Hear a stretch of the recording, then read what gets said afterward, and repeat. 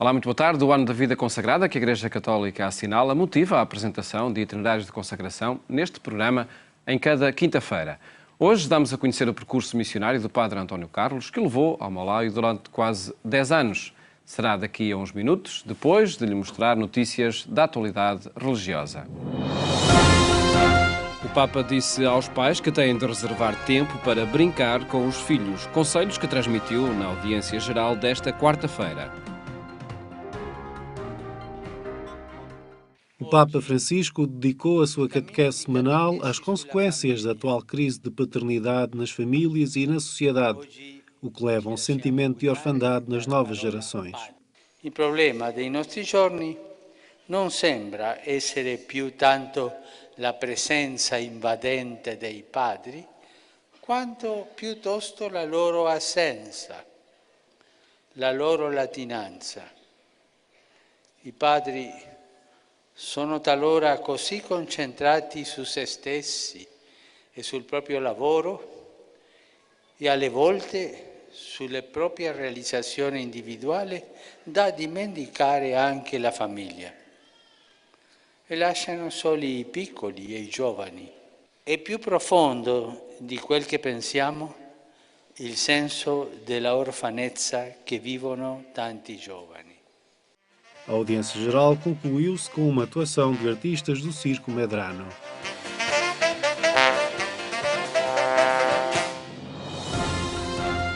Os leitores dos santuários portugueses querem preservar os seus arquivos históricos, um tema que motivou a última ação de formação. Arquivos religiosos para a memória e vivência ético-cristã futura. Foi este o tema de uma ação de formação em Fátima com os reitores dos santuários portugueses. Na base da iniciativa esteve o reconhecimento de que falta alguma sensibilidade e, sobretudo, conhecimentos específicos para tratar adequadamente o espólio documental de cada santuário. Aquilo que eu acho que faço bem, posso não fazer bem. O exemplo concreto que eu posso dar aqui, o testemunho, é que no Cristo Rei eu verifiquei que o arquivo até é recente, um arquivo com 70 anos, mas verifiquei que estava muito desorganizado, não estava estragado, não estava realmente, as coisas estavam bem condicionadas. No entanto, eu não era capaz de aceder aos documentos, porque elas estavam todas em prateleiras, era como que se diz uma agulha no palheiro. Então o que é que eu ia fazer? Tive que pedir ajuda, gente especializada, para que essas pessoas me organizassem o arquivo, para que não só eu possa realmente ir consultá-lo, mas estudiosos, pessoas que têm, enfim, o gosto pela investigação, possam ir ao Cristo Rei e possam lá, de uma maneira muito fácil, ir buscar documentos onde estavam dispersos e nós onde ouvimos encontrar.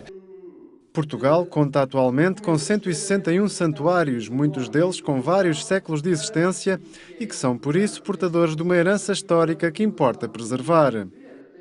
Os arquivos têm uma importância extrema, são memória, são realmente identidade e é necessário saber tratá-los para que nós, atualmente, possamos perceber o que é que os nossos antepassados, qual era a sua sensibilidade, como temos de ter cuidado que agora, os documentos que fazemos, o cuidado de os organizar, de os arquivar, para que daqui a muitos anos outros também possam saber o que é que nós agora pensamos. Durante a ação de formação, os responsáveis pelos santuários, desde os sacerdotes às confrarias que cuidam daqueles espaços, foram desafiados a estarem abertos ao estabelecimento de parcerias para melhor cumprirem a sua missão.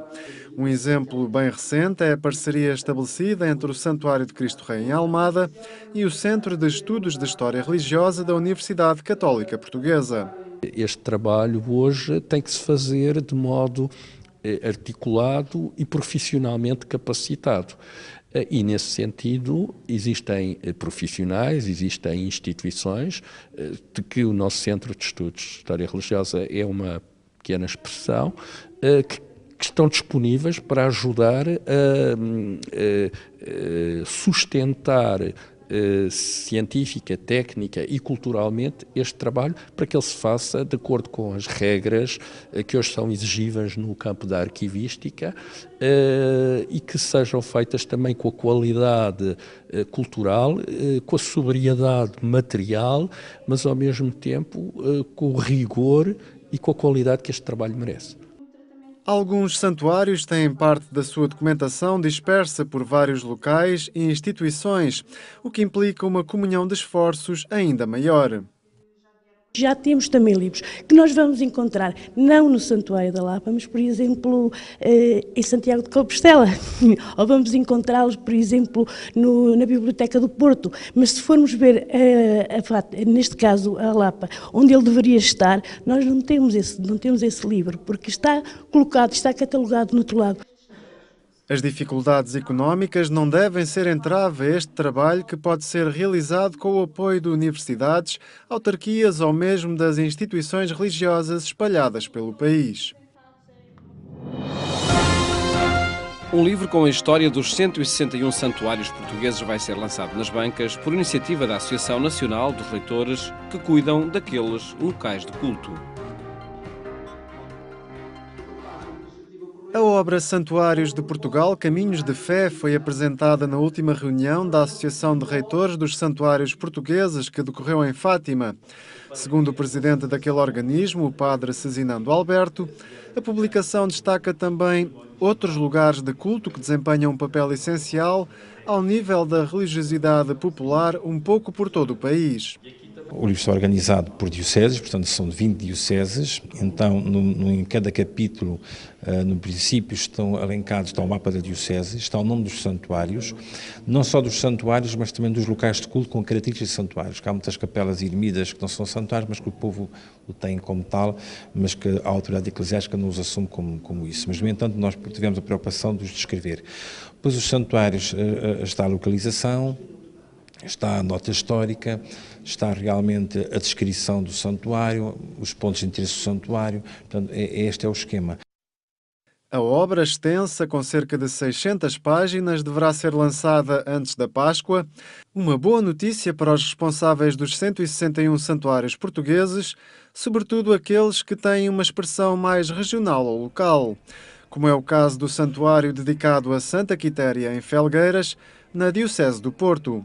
Um santuário dedicado ao Coração Imaculado de Maria, que tem por detrás uma história de devoção ao Sagrado Coração Imaculado de Maria, que é preciso aprofundar e é preciso escrever, e depois também está, portanto, essa confraria que promove a devoção ao Imaculado Coração de Maria, também está num santuário dedicado a Santa Quitéria. Este livro convida a conhecer melhor o património religioso, cultural e artístico que cada local tem para oferecer, um espólio vasto e diversificado que, no caso do Santuário de Nossa Senhora de Balsamão, em Macedo Cavaleiros, Bragança, remonta ao século XII. Este espaço tem a particularidade de estar integrado num convento atualmente ao cuidado da Congregação dos Padres Marianos da Imaculada Conceição. Tem uma história bastante longa e, por isso, de facto, o espólio é grande. Também temos um espaço museológico, diríamos assim, e também um modo muito bom para, pelo menos, comunicar às pessoas que nos visitam as riquezas, diríamos assim, a nível de telas, a nível de ex-votos, a nível de pinturas, a nível dos objetos do santuário do convento, sim. Os reitores dos santuários portugueses estão também a trabalhar na publicação de roteiros e desdobráveis dedicados aos santuários, em parceria com o Secretariado dos Bens Culturais da Igreja e também com a Obra Nacional da Pastoral do Turismo. Num texto do cônego João Aguiar Campos, lemos agora o Evangelho que se escuta nas missas deste domingo para o apresentar por outras palavras.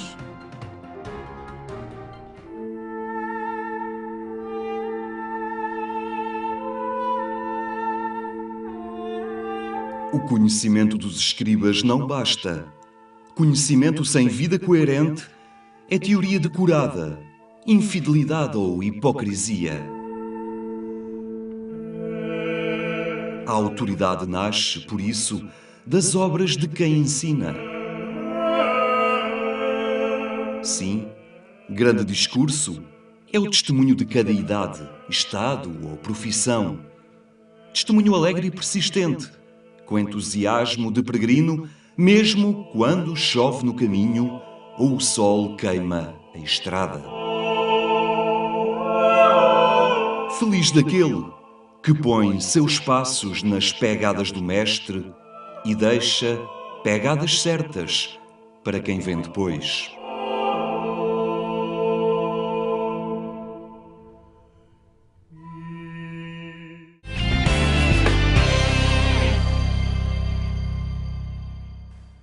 Notícias que estão em atualização permanente em agência.eclésia.pt. Espaço agora para mensagens no ano da vida consagrada.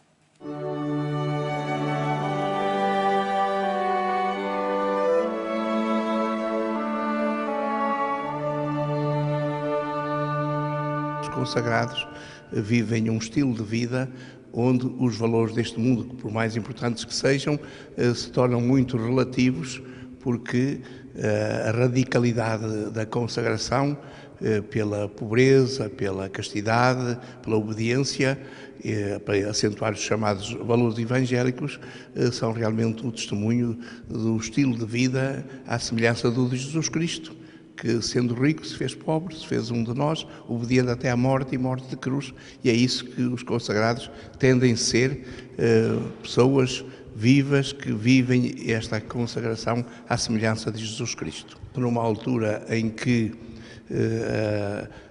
portanto, a Igreja na Europa procurava reconquistar os lugares santos, a Terra Santa, muitos iam como cruzados à Terra Santa, mas outros iam como peregrinos e como penitentes. Era, para assim dizer, uma penitência que muitos impunham de ir visitar os lugares santos.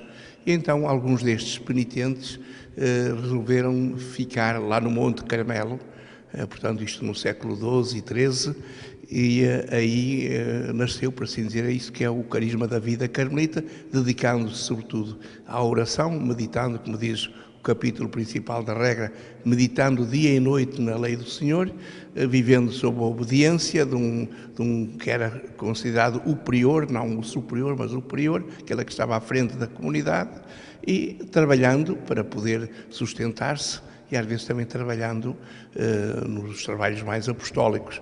Mas normalmente foi uma ordem que desde o princípio se centrou mais na meditação da palavra de Deus, na oração, e por isso ficou conhecida como uma ordem mais de vida de oração. Os consagrados, aqui na Europa sobretudo, não devem tentar só pensar em conservar as suas obras, as suas instituições, mas sobretudo viver a vida fraterna, comunitária e a vida de oração e dos votos com mais radicalidade e com muita alegria, porque a consagração, se não é vivida com uma alegria profunda e com uma esperança profunda, não é sinal para a maioria dos cristãos que hoje em dia precisam mais que nunca deste testemunho. As coisas de ordem material preocupam muito o mundo, mas e às vezes pode-se esquecer dos valores do espírito.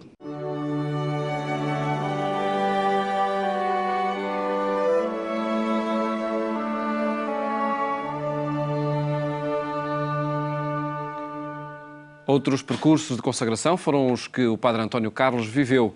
É missionário comuniano e atual diretor da revista Alemar, hoje convidado do programa Eclésia. Muito boa tarde. Boa tarde. Obrigado por estar neste programa. Comecemos por essa motivação para a vida missionária.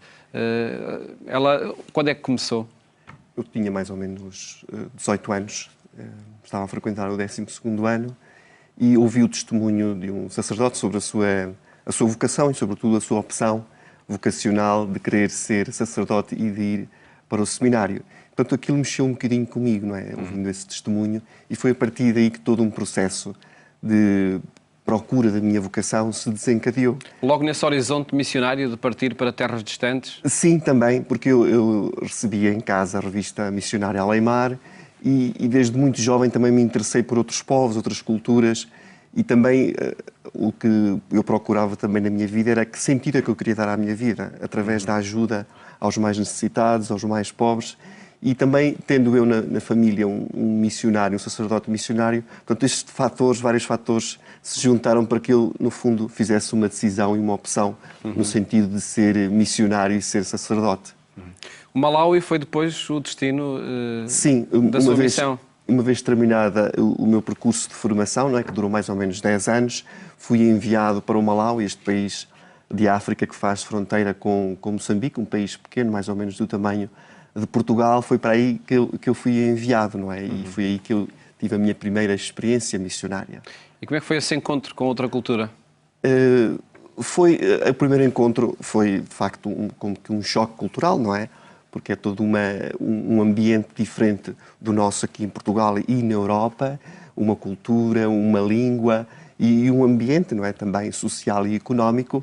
Mas pronto, com o tempo eu fui aprendendo a língua, em primeiro lugar, que foi a primeira coisa que eu tive que fazer. O meu primeiro trabalho missionário foi aprender a língua, depois aprender também a relacionar-me com as pessoas, os seus costumes, a sua alimentação, enfim, tudo. Esse é o segredo para se conseguir ser missionário? Sim, essa é a primeira etapa que é fundamental e essencial e a qual nós nunca devemos, um missionário nunca deve saltar, não é? Não deve chegar lá e querer logo começar a fazer coisas e muitas obras ou o que quer que seja. Tem que começar por esta etapa, sendo quase como uma criança que aprende o beabá, digamos assim, não é? Essa decisão de partir para um país distante foi, enfim, uma motivação quase de aventura que o levou, que estava presente também, ou esse ideal missionário vai muito além dessa causa aparente? Foi. Eu, desde que optei ser missionário, eu estava preparado, ao longo também da minha preparação como missionário, que um dia mais tarde eu iria ser enviado além fronteiras, para outro país diferente do meu. E, portanto, eu sempre alimentei esse desejo e essa ideia. E quando chegou a altura de partir, eu parti entusiasmado, com sentido... E a distância não é problema? E para mim não foi problema. A família também aceitou bem esta minha decisão e nós, eu estando longe da minha família, regularmente ou de vez em quando também, mantinha algum contacto com os meus familiares aqui em Portugal. 10 anos, não é? Ou quase 10 anos no Malawi? Sim, quase 10 anos, sim, no Malawi, quase 10 anos. E foi um período que me permitiu conhecer mais ou menos o povo, a igreja, os cristãos, a maneira como as pessoas vivem o seu dia-a-dia. E, portanto, eu diria que estes 10 anos, para mim, me deram uma nova experiência e, sobretudo, um novo conhecimento de um país e uma cultura diferente da nossa. E, nesse sentido, eu posso dizer que vim para Portugal mais enriquecido, não é, com esta experiência que tive neste país. O trabalho missionário lá, em que é que consistiu? O trabalho missionário, numa primeira fase, foi sobretudo de evangelização. Eu estava numa comunidade comboniana com outros colegas missionários e aí, sobretudo, fazíamos trabalho de evangelização, de ir visitar as comunidades, não é? E celebrar os sacramentos, a Eucaristia, e os batismos, o crisma, enfim, o crisma, aí teríamos que preparar as pessoas, o casamento, o sacramento do matrimónio. Portanto, era todo esse trabalho de evangelização e de preparação das pessoas para a vida cristã, não é? E, claro, que também nos tínhamos que deslocar às várias comunidades para estar com as pessoas, para conhecer as suas problemáticas e tentar ouvir, não é? Quais eram os seus desejos e as suas necessidades a nível espiritual. Com obras sociais e de educação também em curso? Também nessa primeira missão que eu estive, também tínhamos aí obras sociais e essa é uma dimensão importante do trabalho missionário, não é? Que nós chamamos... Talvez aquela pela qual são mais reconhecidos. Talvez sim, talvez sim. Sim, temos... Nós, missionários em África, temos muitos projetos de desenvolvimento humano, sobretudo escolas, onde ensinamos juventude, não é? Preparando-as para o seu futuro, para que se possam inserir na sociedade e possam, enfim, através do seu trabalho, adquirir o sustento das suas vidas, não é? E isso é uma dimensão muito importante do nosso trabalho. E na missão onde eu estive, nós também tínhamos atenção a essa dimensão das necessidades humanas, sociais e concretas das pessoas, não é? Depois regressou a Portugal para trabalhar no setor da comunicação social. Sim, foi-me pedido esse serviço. Eu aceitei. Como nós na vida missionária e religiosa temos que aceitar aquilo que nos propões. E eu aceitei. E, claro, quando cheguei aqui tive que frequentar alguns cursos de formação na área da comunicação social e neste momento, pronto, sou diretor da revista Alemar, uma revista missionária mensal, e da revista Audácia, uma revista juvenil também mensal, e é esse o trabalho missionário que eu também estou aqui a fazer em Portugal. E que especificidade têm essas publicações? Que contributo elas dão à causa missionária no nosso contexto? Nós missionários acreditamos que é através da comunicação social e concretamente destas duas revistas que nós damos a conhecer aqui à Igreja em Portugal o ideal missionário e, de certa maneira, despertamos a consciência das pessoas para a dimensão universal e verdadeiramente católica da fé cristã e da Igreja, que as pessoas aqui, sobretudo os cristãos, se apercebam de que, além fronteiras, fora de Portugal, também há outros cristãos, também há outras igrejas que procuram viver e vivem, não é? A sua fé cristã, às vezes de uma maneira muito heroica e muito esforçada também. Última questão sobre este ano da vida consagrada que se assinala na Igreja em todo o mundo. Que oportunidade pode constituir? O ano da vida consagrada para mim é muito oportuno. É uma chamada de atenção para nós, pessoas consagradas, para vivermos a nossa vida consagrada de modo mais comprometido e, como diz o Papa também na sua carta, de modo mais alegre. E só assim, vivendo a nossa vida consagrada de modo mais alegre e convicto e comprometido, é que nós podemos atrair os outros jovens também a serem consagrados, a serem missionários, a serem sacerdotes. Porque um jovem não vai seguir um sacerdote ou um missionário, é uma missionária de cara triste, não é? E, portanto, eu acho que nesse sentido é um apelo para nós vivermos a nossa vida consagrada. Um desafio para este ano e para todos os outros, não é? Sim. Acredito. Padre António Carlos, muito obrigado por ter estado neste programa a apresentar o seu percurso missionário. Mais logo, outras histórias podem ser ouvidas no programa Eclésia, que passa pelas 22h45 na Antena 1. Desejo uma boa tarde. Até amanhã, se Deus quiser.